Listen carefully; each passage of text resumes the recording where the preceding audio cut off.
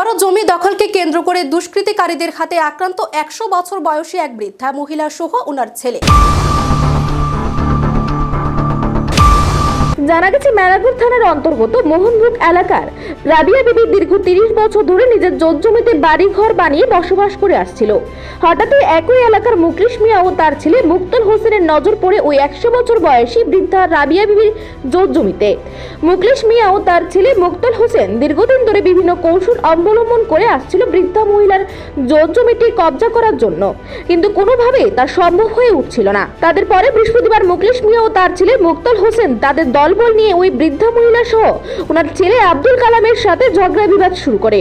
একসময় মুকলিশ মিয়া ও তার ছেলে মুক্তল হোসেন দলবল নিয়ে আক্রমণ চালায় আব্দুল কালামের উপর। ছেলেকে বাঁচাতে ১০০ বছরের বৃদ্ধা রাবিয়া বিবি এগিয়ে আসলে ওনার উপরেও দুষ্কৃতিকারীরা আক্রমণ করে। পরে স্থানীয় এলাকাবাসীরা প্রতিবাদ জানাতে দুষ্কৃতিকারীরা ঘটনাস্থল থেকে গা ঢাকা দেয়।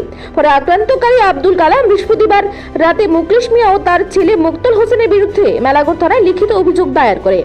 সেদিন সংবাদ মাধ্যমে মুখোমুখি হয়ে আব্দুল কালাম দুষ্কৃতিকারীদের কঠোর শাস্তির দাবি জানিয়েছেন। পাশাপাশি স্থানীয় এলাকাবাসীদের পক্ষ থেকেও এই ঘটনার তীব্র নিন্দা জানানো সহ দুষ্কৃতিকারীদের কঠোর শাস্তির দাবি জানাচ্ছে।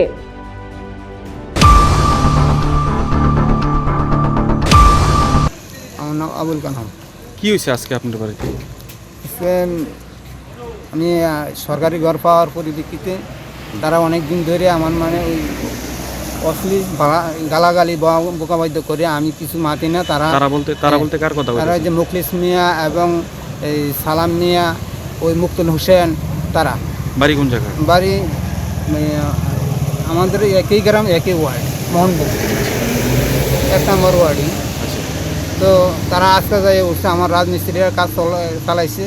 কাজ চলাকালীন তারা রাজমিস্ত্রিরও অনেক এই ধমক হুমকি টুমকি দিতে আছে যে কাজ বন্ধ রাখেন, এই সেই করতেছেন। তখন মানে বন্ধ রাখার কারণ কি?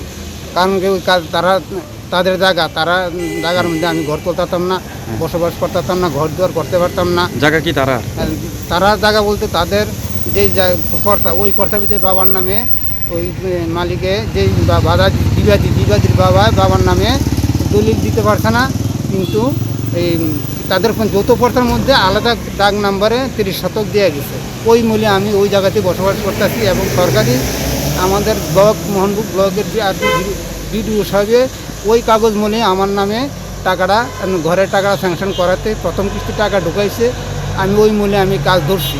কাজ ধরার পরিপ্রেক্ষিতে তারা আস্তে যায় দলবদ্ধভাবে উঠছে। সুনামুরা প্রতিনিধি রিপোর্ট, এশিয়ান টাইমস।